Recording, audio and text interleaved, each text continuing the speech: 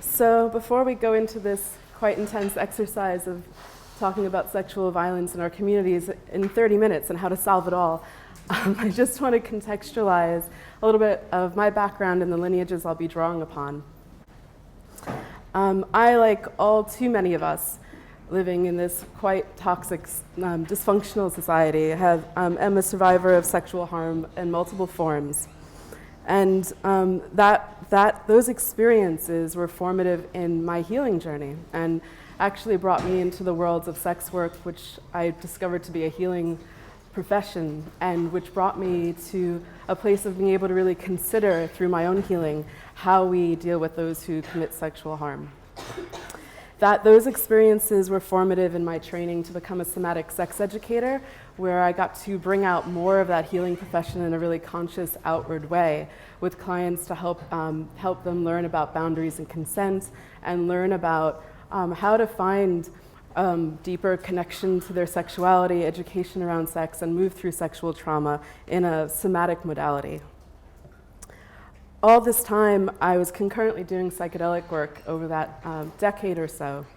And I have so much gratitude to the plant medicines Iboga and the Bwiti for carrying that lineage, as well as to the plants Datura and the chemical ketamine and MDMA for supporting me in that work.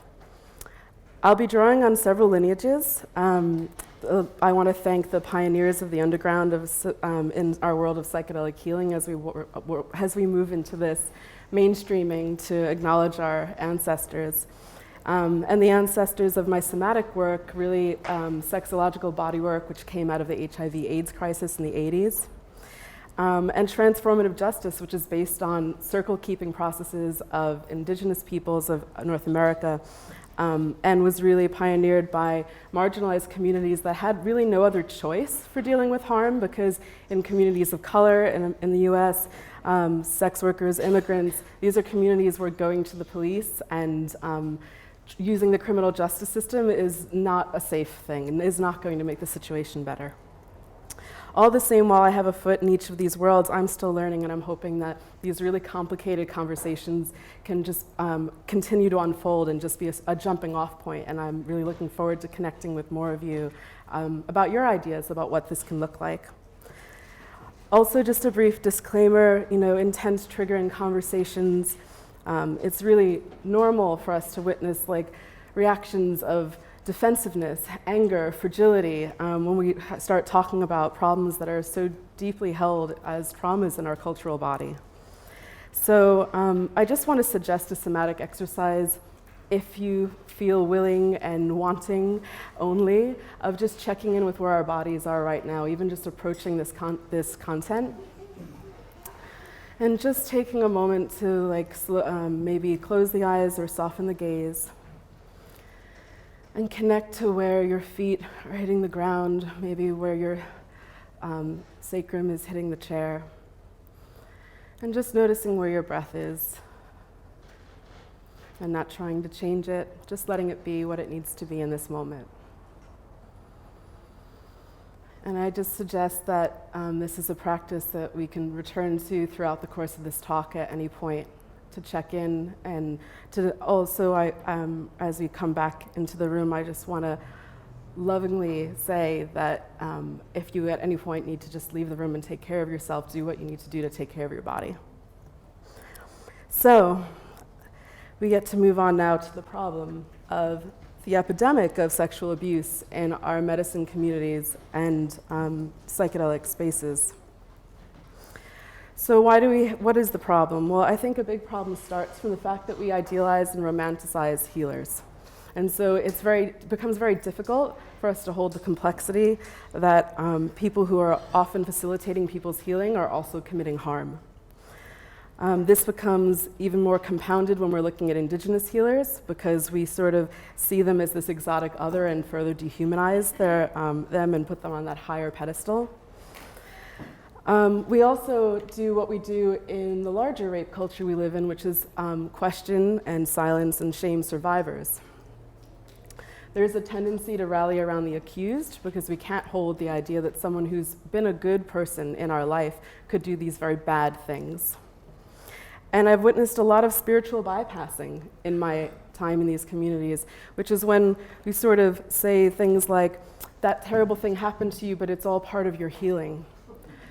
Or, you know, you seem like you're really stuck in this low vibration, like you just have to move through it. And all these things come together to cause the re-traumatization of survivors. It compounds the harm as they have to go through these attacks on their credibility and character and not get the support that they need. So just examining why we have this problem.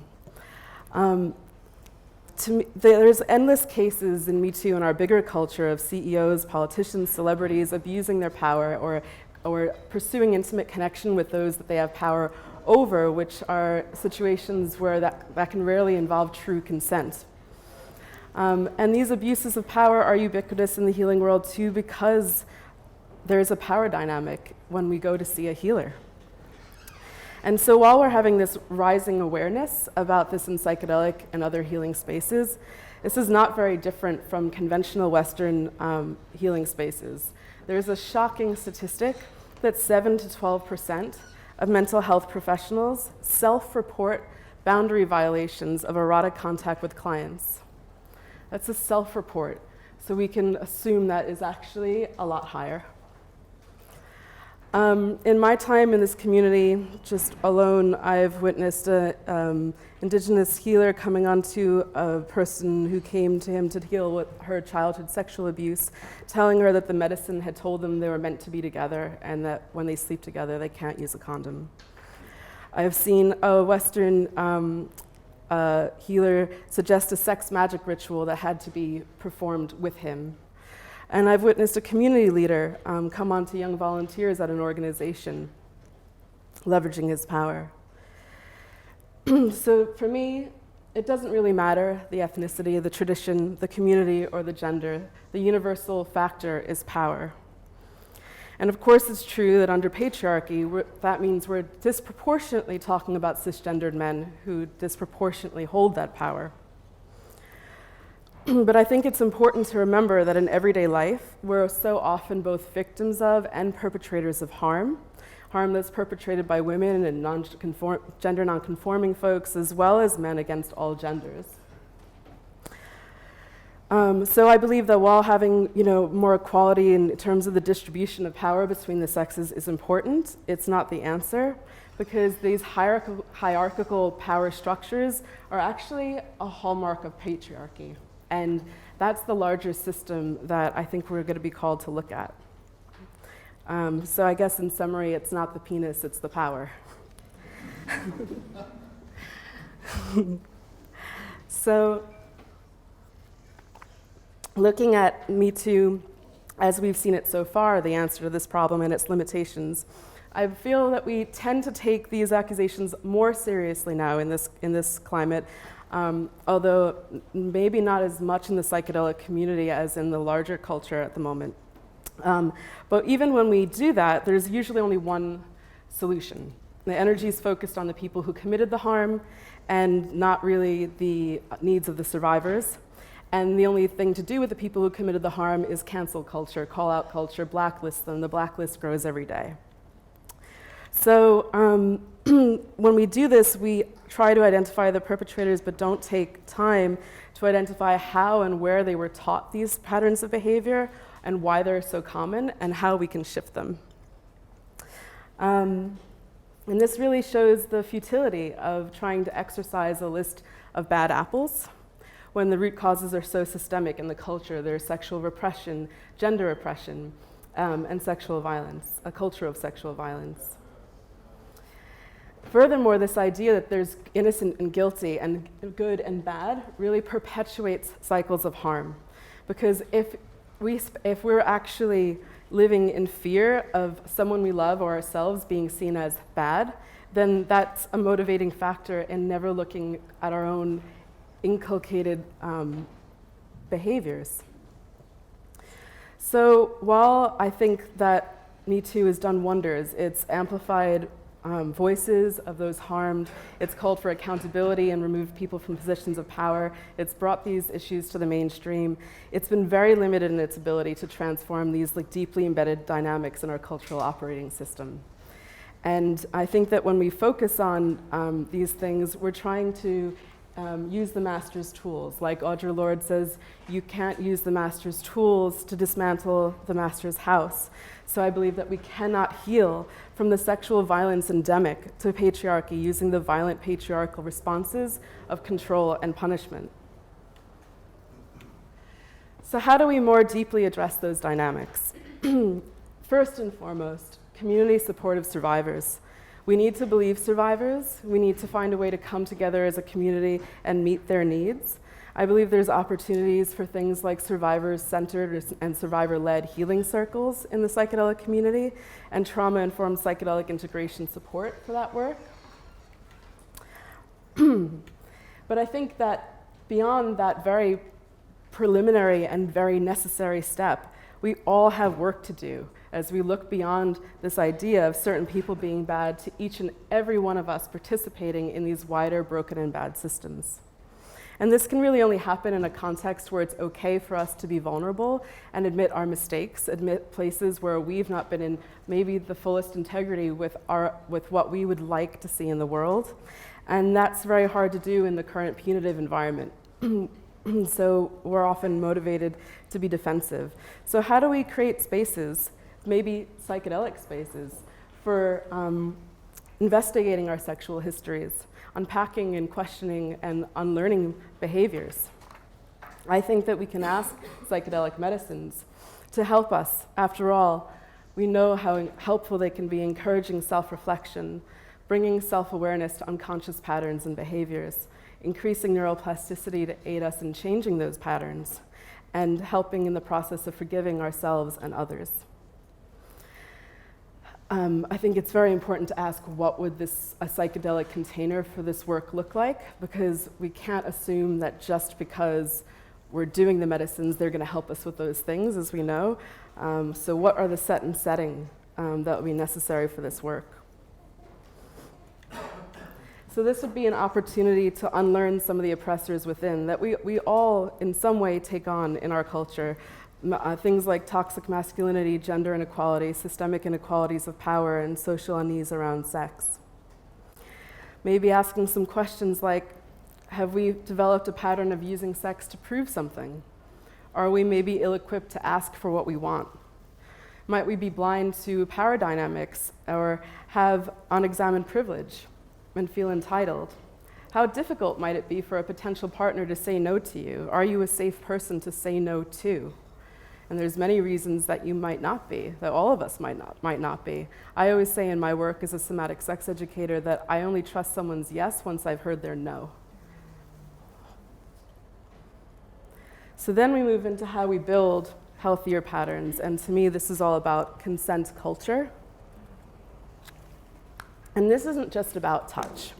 This isn't just about sex. This is really about how we build different feelings and spaces so that when you're working for an organization or you're sitting in a ceremony, every participant feels empowered to exercise their individual voice and choice, so that we don't mimic a lot of historically the medical model of just coming into the doctor and having things done to you. Like these kinds of ways that we're raised to sort of just accept those sort of things are part of what primes us for abuse when we're in these situations. So, and I think that like starting by really examining steps in psychedelic ritual or in the organizations that we're involved in to build consent culture means that we'll know that we're actually embodying this revolution that we want. And I think that quite often we end up talking about these things and actually enacting the same patterns in our social environments that are being replicated in sexual environments and causing the harm. The biggest tool that I've found for doing this work is called the Wheel of Consent. And this is what it looks like, and it's gonna probably, if you're like me, make you a little dizzy, and I can't explain it all right now because you can take a 5-day workshop on this stuff. But if you wanna look up Betty Martin's work in the Wheel of Consent, it is, she's got tons of free videos online. She's been very generous with her resources. But what this work has really done for me is help me and my clients come into a deeper understanding of what it feels like when we want to say yes, yes or no, and how to express that, and how to notice all the stages from, especially when we've been socialized as women in our culture, that maybe we did feel something, but then we didn't trust it. Or we kind of trusted it, but we thought, oh, it's not really important enough. Or we thought, oh, it's important, but I can't get those words out. So it's really about working at all the different stages of expressing consent. It's also one thing that I think is particularly relevant is this quadrant of take, the taking quadrant. So anything inside the circle is in consent, and anything outside isn't. And I think take is a very loaded word in our culture. The idea of taking is like, ooh, I don't want to be someone who takes. But the fact is that we're all human, we all want to take at some points, and when we deny that urge, it becomes repressed and it gets expressed through becoming the perpetrator, through rape, through manipulation. So it's developing a healthy relationship to taking has been profound. And there's also, I just don't want to run out of time, so I'm not going to go too far into it, but this 3-minute game is the basis of that wheel, and it's a really simple thing you could practice with a trusted partner or a friend of just taking turns asking each other this simple question. And of course, the person's always allowed to say, no, I just don't want to do that, or end the exercise, or you could limit it to just working on an arm or a hand if it's a very platonic friend. But asking, how would you like to be touched? And how would you like to touch me, gives you the opportunity, and taking turns each way, so you experience the 4 quadrants of taking and allowing and serving and accepting. You get to experience what it feels like when something's happening for you versus for someone else, which is a big point of confusion in our culture. How often has someone said to you, can I give you a hug? And it's, who's that for? Is that a gift? You said, can I give it? Or do you want the hug, or do I look like I need the hug, right? We have a lot of difficulty in our culture, and so there's a lot of muddling of our language around our interactions, and it goes beyond touch as well. Would you like to have Indian food tonight? Is that because I'm craving Indian food tonight? Right. So this is all great for building consent culture, but ultimately the big question that we're looking at right now is, what do we do when harm is committed? And I came to this work because of my own personal critique of, or like seeing the limitations of call-out culture and cancel culture, but I also want to acknowledge and validate that it's an important option to have on the table when other options have been exhausted. So to me, there's a spectrum of response, and preferably that would start with calling a person in on a personal level to check in about a harm that's been committed. And maybe if that wasn't effective, there would be a larger group of people from the community who got together and wrote a letter or sat down with that person. And maybe if that wasn't effective, it would be appropriate to put something together on the internet to give other people this heads up that there's some harm happening. And so it's a way of increasing pressure until we get to the point where there's an opportunity for change. And blacklisting might be the only and best option in certain situations, but I wanted to find a way to have more options, because I think that when we remove people from power without simultaneously offering them a chance for transformation, we actually don't solve the problem. And actually what we do is we pass that person on to downstream communities, right? It's like a lesson in disposability that we learn from capitalism, and that becomes someone else's problem to deal with now. So this brings us to transformative justice, which relies on the strength of the community instead of the strength of the state, and on sharing in our humanity to hold people accountable rather than trying to punish them. It means learning about the systemic oppression that fostered the violence together as a community, including the person who committed the harm, and actually working closely with the harm doer, which is the opposite. We tend to sort of want to distance ourselves from the person who's committed the harm. And actually, if they're willing to look at their behavior, this is a moment where we need to be in closer relationship to them. And this work is slow, it takes patience, it has to be thoughtful and unrushed, and I think that's something I just want to emphasize, because we have this urge in our culture, to get results and fix things and tie it all up with a pretty bow, and we can't rush to resolution. These accountability processes can sometimes take years.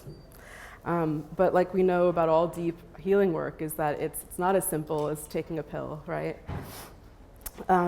So accountability processes can look like many things. And they can involve the person taking consent workshops. It can involve the person going for psychotherapy, stepping back from a position of power, agreeing not to work with clients of a certain gender for a certain length of time, abstaining from the drug or substance of abuse that was leading to some of the predatory, or at least working together to create some of the predatory behavior. But all these different things form an accountability process that the community comes together and decides is appropriate. And when the person who's committed the harm has gone through those steps to the satisfaction of the larger group, that's when that party might be reintegrated into the community. So this is not just about satisfying the harmed party or stopping the abuser, but it's actually about the transformation of everyone involved. It's an opportunity for the whole community to heal, and quite often that's necessary, even just in the sense of the divisions that get created between parts of the community when someone commits harm. Now, this is really hard work to do when there isn't strong pre-existing community, and often there isn't. I mean, in our culture, we say psychedelic community. What does that really mean? Like, who are our psychedelic community members that we're really in touch with on a regular basis in that way? That we don't just see at a conference once or twice a year.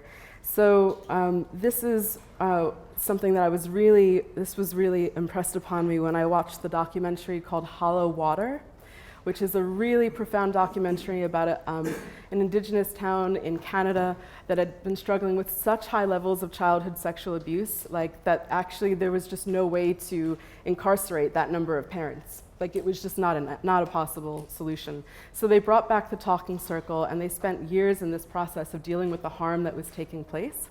And in the one particular case, there was 2 children who were being abused by both parents separately without each other even knowing that they were doing it.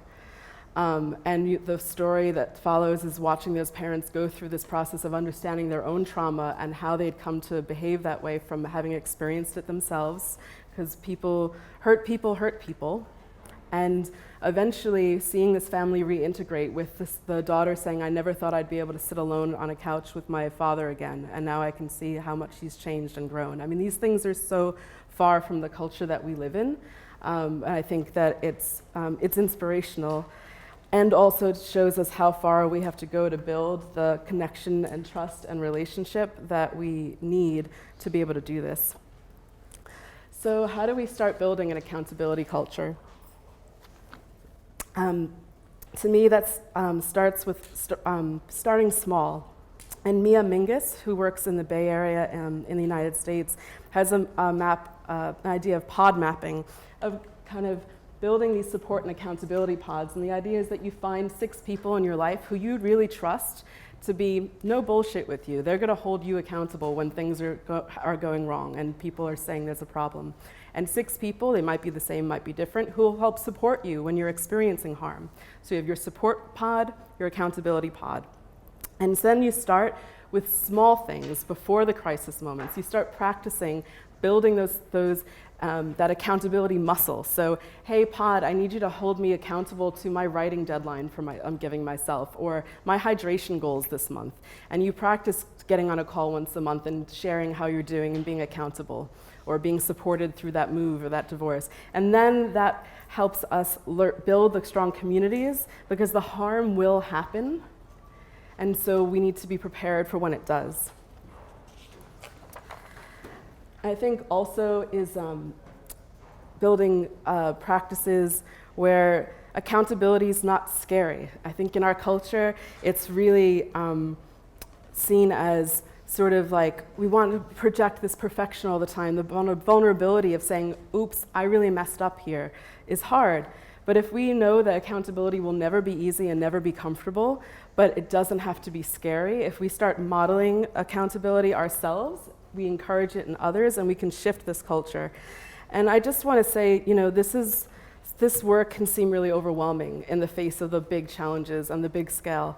The thing that I wanted to talk more about today that I'm not, is this idea of cultural somatics, which is that on a bigger level, when we're dealing with these huge traumas in the cultural body, if we push too far and too fast, we're going to get pushed back. If you go into a trauma too quickly in psychotherapy, you get pushed back. You have to sort of titrate your way slowly into the trauma, and that's really what this work is. So it means staying present to grave injustice and staying patient enough for a process. That's a lot of work, and I think that's the task at hand.